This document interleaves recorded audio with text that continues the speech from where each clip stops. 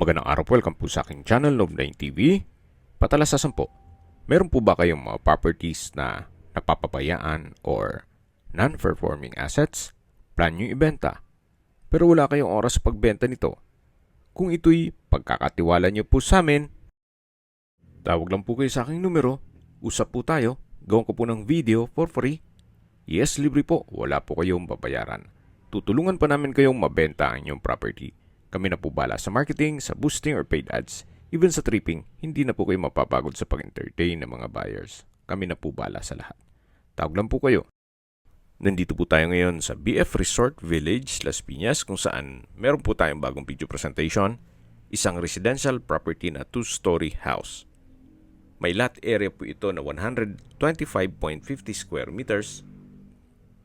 At itong bahay ay may floor area na 160 square meters.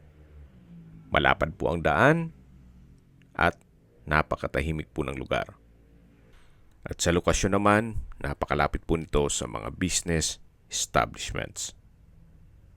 Mamaya po sa dulong parte ng video, pag-usapan natin ang distance, location at travel time pati presyo nito. Ito pong bahay ay may 3 bedrooms, 3 bathrooms, 2 covered car garage, then may maid's room, at ito pong subdivision ay kumpleto po ang amenities, gaya ng clubhouse, park and playgrounds, basketball court, swimming pool, at marami pa pong iba. Ito po yung steel gate. Then pasok po tayo para check natin itong loob ng property. Nandito na po tayo sa garahe. Nakakasya po ang dalawang sakyan at meron po pong spasyo dito sa gilid na pwedeng paradahan ng motor. Kahit po 3 motor kakasya pa. At matatanaw naman natin yung main door na meron pong aluminum screen door. Then meron pong customized steel windows. Samahan niyo po ako. Pasok po tayo. Welcome po dito sa bahay ni Madam. Ito po yung living area o salas. Mayroon pong chandelier. Then, tungkol po sa mga furnishings, wala po silang nabanggit kung kasama po yan. Naka-tile flooring na rin po ito. At maayos din po ang pintura ng ceiling at wall. Kung sakali pong ma-acquire nyo po itong property, pwede na pong lipatan kaagad. Kung maselan, siguro i-retouch nyo na lang ang pintura. Then dito naman po yung dining area. At yan po yung hagdan. Open concept lang po. Wala siyang partition. Mula dito sa living area hanggang dito sa may hagdan. Lipat naman po tayo dito sa formal kitchen. Ito po yung access door. May kitchen countertop, stainless sink with faucet, kitchen window, range hood, wall-mounted kitchen cabinet, then storage ng kitchen utensils. Ito po yung formal kitchen. Then dito naman po ay may maliit na kwarto na kung saan sa ngayon yan po yung maid's room. Upon tripping po, pwede natin i-check yan. At katabi lang po nito yung common toilet and bath na kung saan from floor to ceiling po ang tile bathroom wall. May shower, water closet with bidet, hand wash basin, at meron pong bathroom window. Dito naman po yung access door na may aluminum screen door papunta dito sa service area. Malaki naman po ang spasyo nito. Hindi lang ganun naayos yung mga kalat. Kaya pasensya na po. Then meron pong overhead tank. Ito po yung dirty kitchen. Then yung service area. May countertop. May sink and faucet. Wall-mounted cabinet. At hanggang dito po yan sa dulo. Yan naman po yung sliding glass door na may security grill papunta sa living area. Actually, pwede pa po itong lagyan ng another room. Kung talagang malaking pamilya po kayo. Babalik po ulit tayo dito sa loob. Pasok po tayo dito sa may kitchen o formal kitchen na kung saan na-present ko na to sa inyo kanina. At pagpasok naman dito, ito po yung dining area. Then yan po yung living area. At matatanaw naman natin yung main door at yung garahe. Ito po yung hagdan o stairs. Naka-wooden staircase at wooden handrail. Samahan niyo po ako. Akyat po tayo. Dito po sa staircase wall, maayos naman ang pintura. Pulido naman siya. Ganun din po dito sa kabilang side. At malapit na po tayo dito sa second floor. Ito po yung common toilet and bath ng second floor. At dito naman yung hallway papunta sa mga kwarto.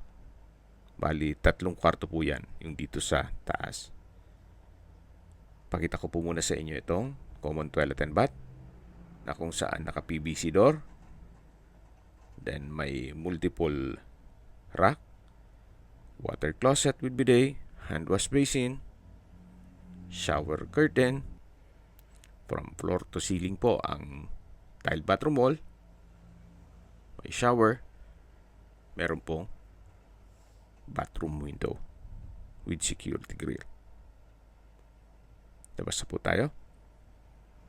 Then dito naman po yung tinutukoy ko na hallway. At check natin itong unang kwarto. Sa spasyo, sakto lang. Hindi naman siya ganun kaliit at hindi naman ganun kalaki. Meron pong crystallite ceiling lamp and pin lamps.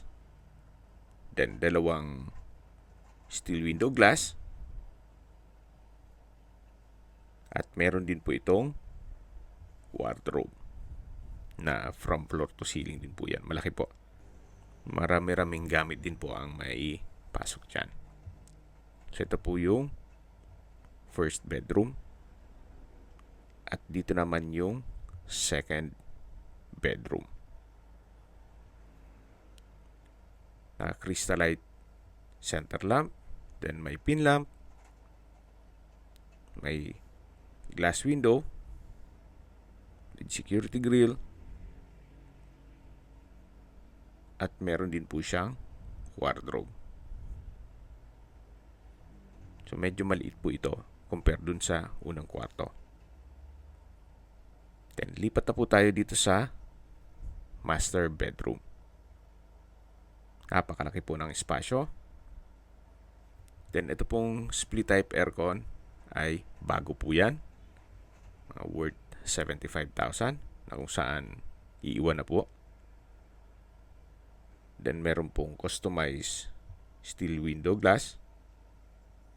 Then meron din po siyang sariling walk-in closet at toilet and bath. Kompleto na rin po ito. May multi-purpose rack. Then water closet with bidet. Hand wash basin. Hot shower set. Shower curtain. Tile bathroom wall. So para wala po kayong ipapagawa dito. Meron din pong bathroom window. So maayos naman po. Kaya po nang nasabi ko sa inyo, kung hindi naman ganun kaselan, well, okay naman po ito. Especially kung ang budget nyo ay hindi ganun kalaki. So kung gusto nyo namang isang napakalaking property at modern design, well, adjust tayo ng budget. Okay, sa distance location at travel time portion na po tayo. Mula po sa Elizabeth Seton School, ang distance is 1.2 kilometers at ang travel time is 6 minutes. Mula naman po sa Alabang Zapote Road, kung saan kumpleto rin po ang mga business establishments at restaurants gaya ng Pizza Hut, Jollibee, Mang Inasal, Red Ribbon at marami pa pong iba. Ang distance is 1.3 kilometers at ang travel time is 7 minutes. Actually, walking distance lang po.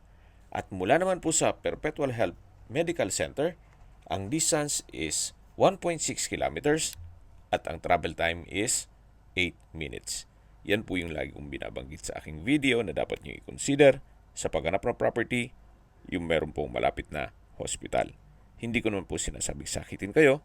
Yan naman po for emergency purpose lang naman. At mula naman po sa SM Center at Robinsons Las Piñas, ang distance is 2.1 kilometers at ang travel time is 9 minutes. Mula naman po sa Manila O's Airport, ang distance is 16 kilometers at ang travel time is 36 minutes. Opo, napakalapit lang po nito sa airport. Okay, sa presyo na po tayo. Binebenta po ito ni owner sa halagang 10 million pesos net. Ibig pong sabihin, si buyer na po ang sasagot sa lahat ng taxes at expenses with regard to documentation.